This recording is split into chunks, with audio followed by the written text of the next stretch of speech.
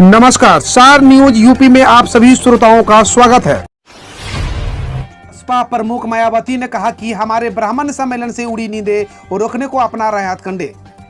Bahujan Samaj party supremo और उत्तर प्रदेश के पूर्व मुख्यमंत्री मायावती ने मंगलवार को कहा कि पार्टी के राज्य में चल रहे ब्राह्मण सम्मेलन से विपक्ष की नींद उड़ गई है और उसे रोकने के लिए तरह तरह के हथकंडे अपनाए जा रहे हैं। बसपा प्रमुख ने मंगलवार को ट्वीट किया कि मेरे निर्देशन में पार्टी महासचिव और राज्यसभा सदस्य सतीश चंद्र मिश्र द्वारा उत्तर प्रदेश में चलाई रही प्रबुद्ध वर्ग संगोष्ठी ब्राह्मण सम्मेलन के नाम से चर्चा में है।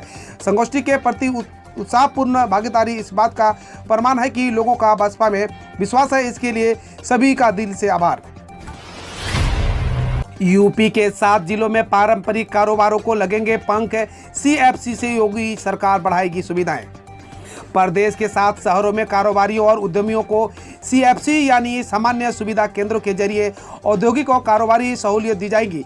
इसके तहत वाराणसी में 2, उन्नाव, गोरखपुर, संत कबीर नगर, चंदौली, सोनभद्र और बरेली में एक सीएफसी जल्द स्थापित होंगे। इससे इन जिलों में पारंपरिक उत्पादों से जुड़ी उद्यमियों और कारीगरों को कच्चा माल, पैकेजिंग, फिनिशिंग, टेस्टिंग, लैब आदि सुविधाएं घर के पास मिलने लगेंगी। यूपी में 3 महीने में हर ग्राम पंचायत का होगा अपना ग्राम सचिवालय। पहली बार उत्तर प्रदेश में ग्राम पंचायतों का अपना ग्राम सचिवालय और पंचायत भवन होगा। इनमें गांव के लोगों को आसानी से सरकार की कल्याणकारी योजनाओं का लाभ तो मिलेगा ही, साथ में बैंकिंग की सेवा भी उपलब्ध होगी। सभी नवीन और अत्याधुनिक उपकरणों से युक्त ग्राम सचिवालय का भवन देखते ही बनेगा। इसमें जन सुविधा केंद्र भी होगी और बैंकिंग की सेवा देने के लिए बीसी सखी भी बैठेगी।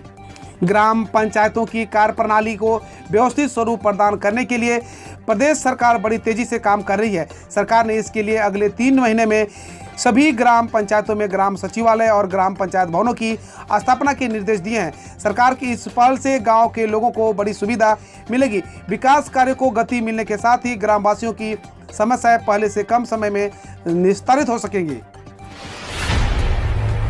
गृह मंत्री अमित शाह 1 अगस्त को करेंगे विंध्य कॉरिडोर का शिलान्यास। सीएम योगी भी रहेंगे मौजूद। केंद्रीय गृह मंत्री और भारतीय जनता पार्टी के पूर्व राष्ट्रीय अध्यक्ष अमित शाह विंध्याचल धाम में चलने वाले विंध्य धाम कॉरिडोर का शिलान्यास करेंगे। 1 अगस्त को आयोजित शिलान्यास समारोह में सीएम योगी भी मौजूद रहेंगे। इस दौरान एक जनसभा का भी आयोजन किया जाएगा। इस दौरान सीएम योगी भी मौजूद रहेंगे।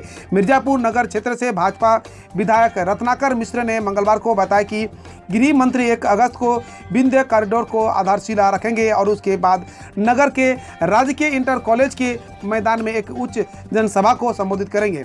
नगर विधायक ने बताया कि हालांकि गृह मंत्री के सरकारी कार्यक्रम का अभी प्रोटोकॉल नहीं आया है, लेकिन पार्टी सूत्रों से मिली जानकारी के अनुसार शाह सर्वप्रथम मां विंध्यावासिनी के दर्शन करेंगे और फिर पूजन और हवन कार्यक्रम में भाग लेंगे। इसके बाद विंध्य कॉरिडोर की आधारशिला रखेंगे।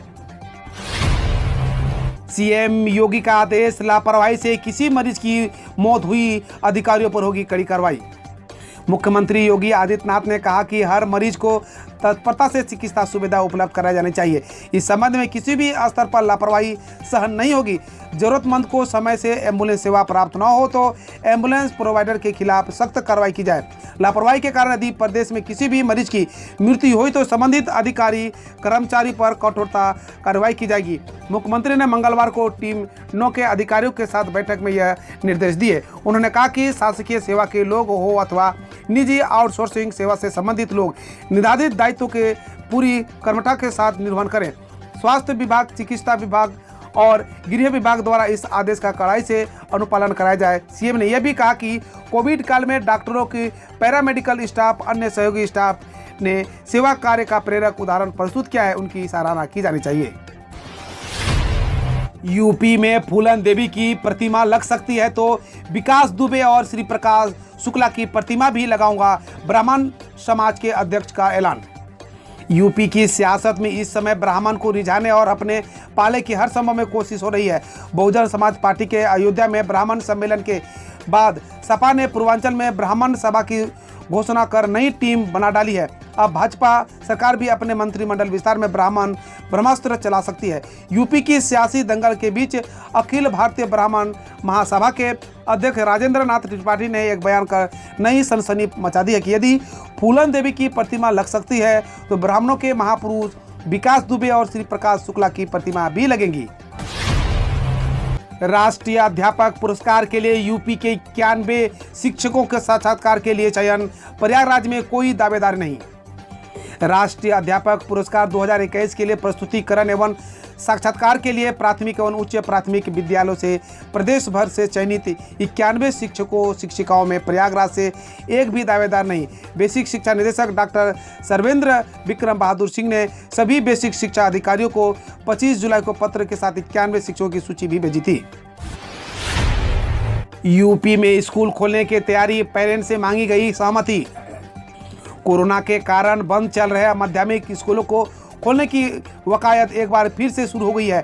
यूपी बोर्ड के अपर सचिव अशोक कुमार गुप्ता ने सभी मंडलीय संयुक्त शिक्षा निदेशकों को सोमवार को पत्र लिखकर अभिभावकों की सहमति और मत मांगा है।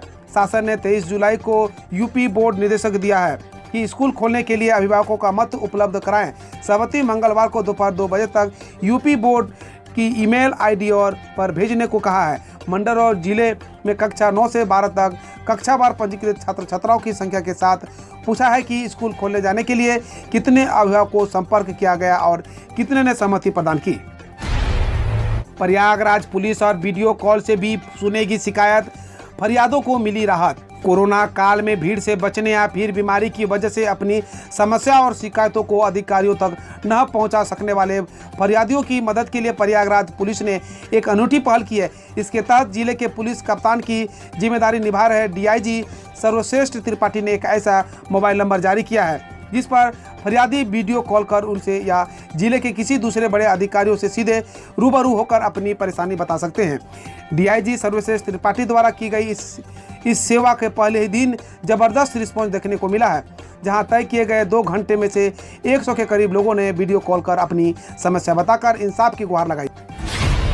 यूपी चुनाव 2022 में अखिलेश को मिला शरद पवार का साथ, सपा के साथ गठबंधन करेगी एनसीपी। उत्तर प्रदेश विधानसभा चुनाव 2022 में समाजवादी के साथ मिलकर एनसीपी चुनावी मैदान में कूदेंगी। मंगलवार को राष्ट्रवादी कांग्रेस पार्टी के महासचिव के शर्मा और प्रदेश अध्यक्ष उमाशंकर यादव ने यह बात कही। लखनऊ प्रेस क्लब में पत्रकारों से बात करते हुए के शर्मा ने कहा कि उत्तर प्रदेश का हाल बुरा है, इसे सुधारना होगा। यहाँ समाजवादी पार्टी के साथ मिलकर हम चुनाव लड़ेंगे। इस बाबत सपा प्रमुख अखिलेश यादव से भी बात हो गई है और केवल सीटों का चयन होना बाकी है। उन्होंने कहा कि पार्टी सुप्रीमो शरद पवार ने साफ कहा है कि उत्तर प्रदेश में एनसीपी को युवाओं, किसानों और महिलाओं की आवाज़ उठानी होगी, क्योंकि वहां भाजपा सरकार लोकतंत्र के लिए खतरा पैदा कर रही है। जो भी आवाज़ उठा रहा है उसके खिलाफ कार्रवाई की जा रही है, उसकी आवाज़ को दबाया जा रहा है। यूपी में धर्म परिवर्तन कानून पर उन्होंने कहा कि जबरन धर्म परिवर्तन करना गलत है, पर यदि इच्छा से कोई धर्म परिवर्तन कर रहा है तो इसमें किसी को क्या आपत्ति है। हम रोज ऐसे ही आपके समक्ष न्यूज लाते रहेंगे। यदि आपने अभी तक सार न्यूज को सब्सक्राइब नहीं किए हैं तो पहले फटाफट सब्सक्राइब कर ले, साथ ही बेल आइकन को दबा दे ताकि कोई भी अपडेट आपसे मिस ना हो।